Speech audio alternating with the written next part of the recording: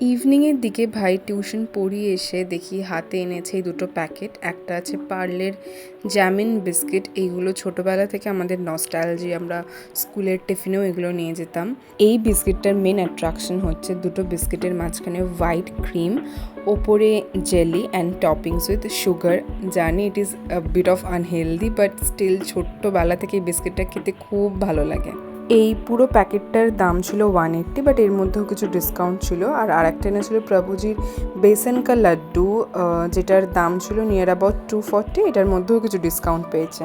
এই লাড্ডুগুলো ক্লেম করছে এটাতে আমন্ড, পিস্তা, এলাইচি এগুলো রয়েছে, বাট অনেস্টলি স্পিকিং যখন আমি এটা ট্রাই করে দেখলাম অনলি চিনি ভর্তি, তাছাড়া আর কিছুই নেই লাড্ডুটাতে। এই সমস্ত ড্রাই ফ্রুটসের কোনো ফ্লেভারই আমি পাইনি। বাট যাই হোক, আমার ভাই নিজে ভালোবেসে নিজে হাতে করে নিজের টাকা দিয়ে যেটা কিনে এনেছে সেটাই অনেক। তোমরা জানিও তোমাদের এটার মধ্যে কোনটা বেশি ফেভারিট।